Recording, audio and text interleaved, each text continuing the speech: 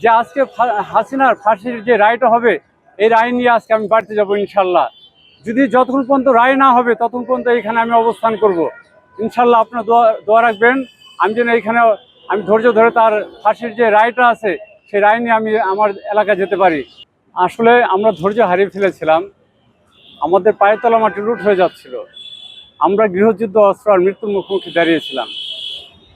আমাদের পাওয়া ছিল আমরা হাঁটতে পারি নাই, আমাদের মুখে ভাষা ছিল কথা বলতে দেয় নাই, আমাদের চোখে ঘুম ছিল, আমরা ঠিকমতো বিছানাটাও পাই নাই।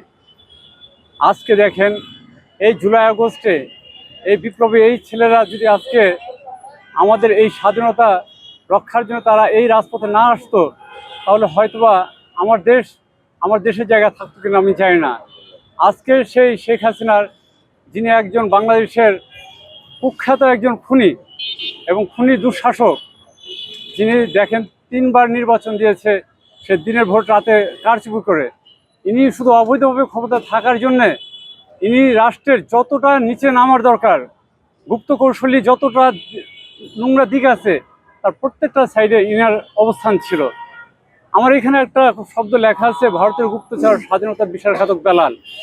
আসলে তিনি ভারতের প্রতি এতটাই সহানুভূতিশীল হতে যাচ্ছিল এবং সে ভারতের প্রীতম এতটাই আগ্রাসী হয়ে যাচ্ছিল যে সে বুঝতো যে ভারতবিহীন শেখ হাসিনা অচল।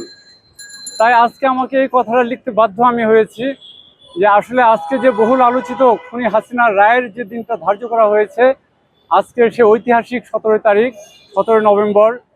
আসলে স্বাধীনতা যুদ্ধের পর মনে হচ্ছে কি আজকে আমরা এমন একটি রায় পাবো যে একটি স্বচ্ছ রায়। অনেক সময় দেখা গিয়েছে শেখ হাসিনা যখন শাসনামলে ছিল সে কিন্তু অনেক রায় দিয়েছে অবৈধভাবে, আইন আদালতের ঘাড়ের উপর অস্ত্র রেখে সে কিন্তু রায় দিয়েছে, আপনারা জানেন, অনেকেই জানে।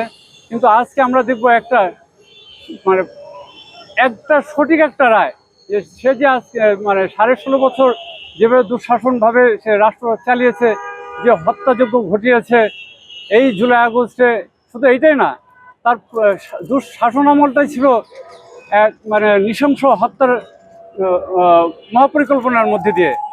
তাই আজকে আমি সেই রাজবাড়ি থেকে এসেছি। আমি শুধু আশা করব না, আমি আজকে দেশবাসীর কাছে এতটুকু প্রত্যাশা করব যে আজকে হাসিনার ফাঁসির যে রায়টা হবে, এই রায় নিয়ে আজকে আমি বাড়িতে যাব ইনশাল্লাহ।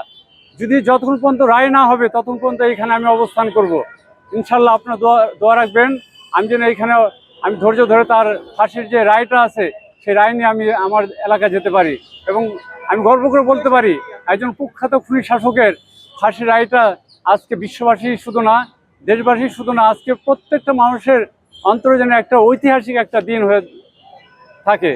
ধন্যবাদ আপনাদেরকে।